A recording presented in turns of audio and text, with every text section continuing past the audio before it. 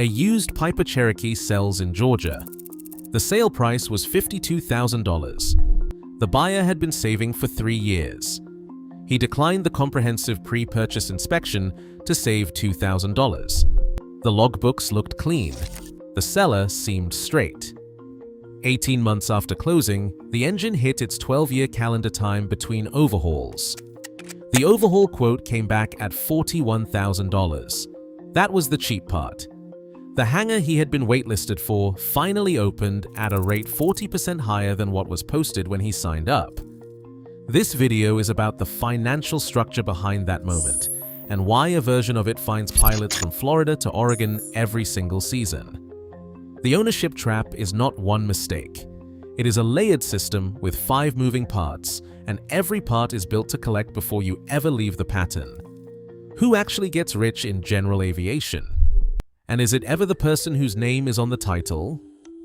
The fixed base operator showroom floor is the most dangerous place in aviation. Not because of the aircraft, because of the pitch. The broker does not sell you a machine. He sells you a version of yourself that owns one. He talks about the Sunday morning departure before the weather moves in, the $200 hamburger run to a grass strip in Vermont, the freedom from TSA lines and boarding zones, and the particular indignity of a middle seat at 30,000 feet. Resale value comes up, offhand, casually, as if it were an afterthought. He calls it an investment. The implied math is seductive. Buy the airplane, fly it for 10 years, sell it for what you paid. The Cessna 172 is famous for holding value. Some models do.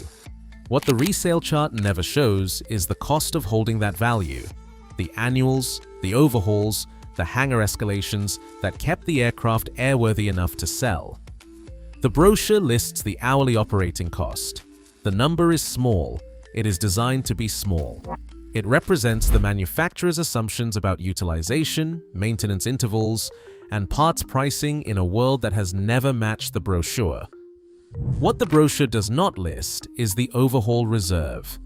It does not list the annual inspection squawks that surface every 12 months like clockwork. It does not list the hangar waitlist or what the rent will be by the time your name finally comes up. But the industry's own advocacy organization, the Aircraft Owners and Pilots Association, puts one sentence in their ownership guide that cuts through the entire pitch. Manufacturers' estimated aircraft operating costs consistently paint a rosier picture than what owners actually experience. The industry wrote that sentence about their own products. I have pulled enough first annuals to recognize the sequence. The logbooks look clean at closing. 3 months later, the deferred squawks start surfacing. The previous owner managed the airplane. The new owner pays for it. The dream is sold in round numbers and favorable assumptions. The bill arrives in line items. 3 benchmarks. The market buries in the fine print. The first is utilization. The FAA runs an annual survey of the general aviation fleet.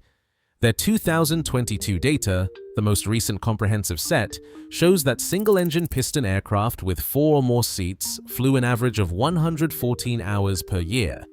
That is 9.5 hours per month. The AOPA publishes a separate benchmark. Aircraft ownership becomes financially competitive with renting at 200 hours per year. The average owner flies 57% of that threshold.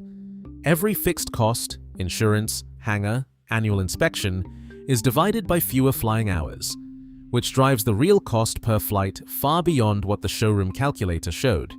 According to the aircraft cost calculator, a pre-owned Cessna 172R, year 2001, priced at $240,000, flown 200 hours per year, twice the national average, carries a total annual budget of $113,860.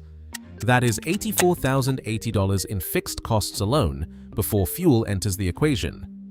At 114 hours, the fixed cost per flight hour climbs past $730.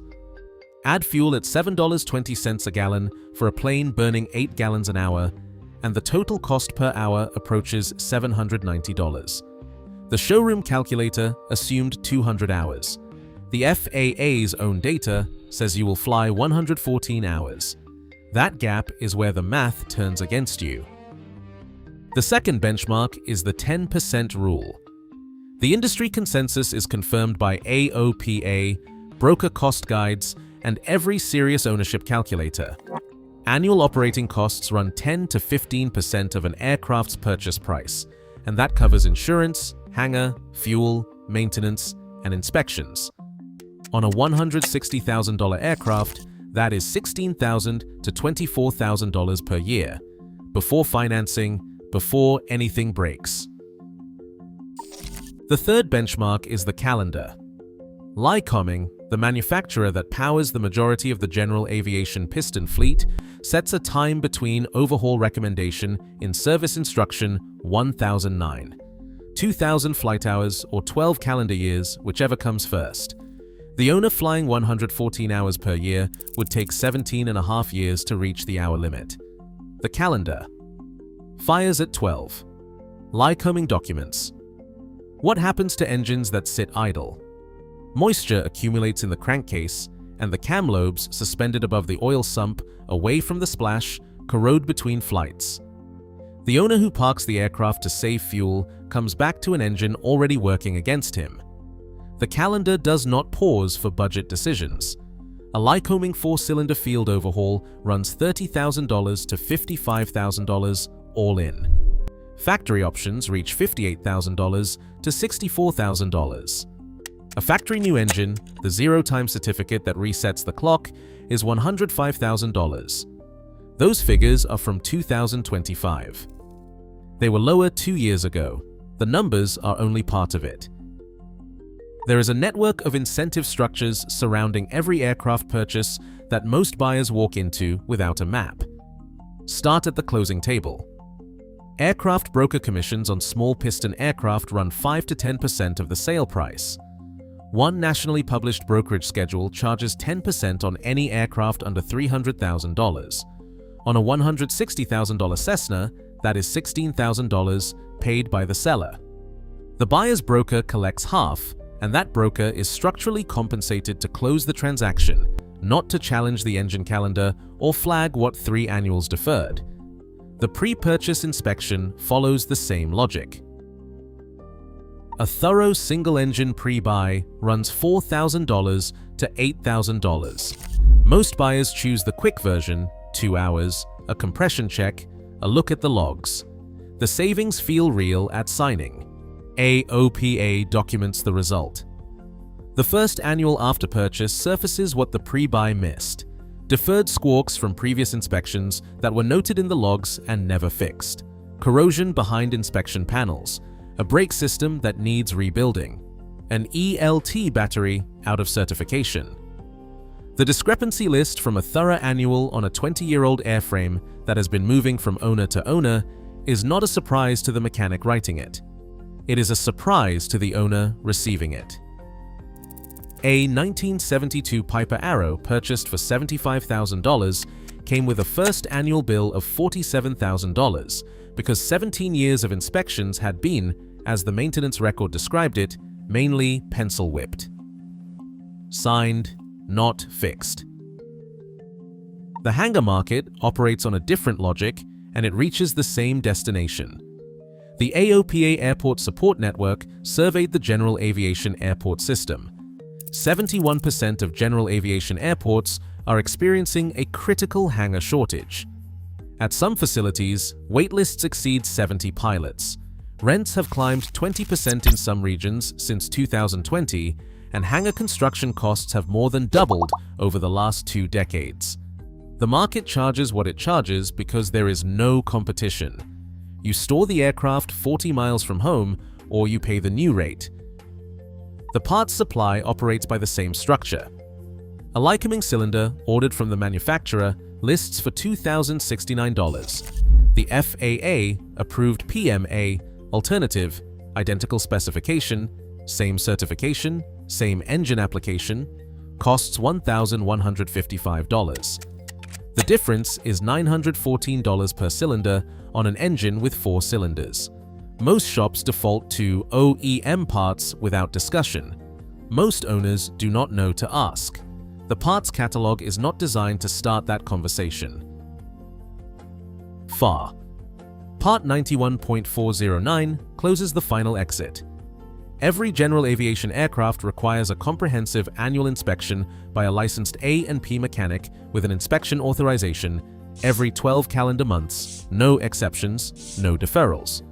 The base inspection runs $1,500 to $2,500 on a Cessna 172. What the inspection finds is billed separately. Run 3 buyers through the machine. Owner A buys a 2001 Cessna 172R for $160,000. He puts $32,000 down and finances the remaining $128,000 at 6.5% over 10 years. The monthly payment is $1,440. The engine has 1,100 hours and is 7 years old. Calendar. TBO arrives in 5 years. In year 1, the annual inspection brings $6,400 in squawks, including brake pads, a magneto past its service interval, and an ELT battery out of compliance.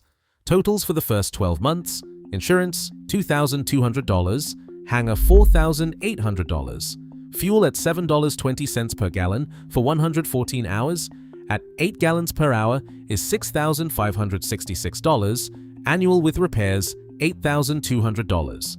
Loan payments $17,280, $39,046 in the first 12 months. The aircraft is worth approximately $145,000 on the open market. He paid $39,046 to own something that lost $15,000 in value while he was writing checks. In year 5, the calendar TBO arrives. The shop quote for a 4-cylinder Lycoming overhaul is $44,000. Removal, reinstallation, new hoses, and engine mounts add another $9,000. The loan balance is $82,000.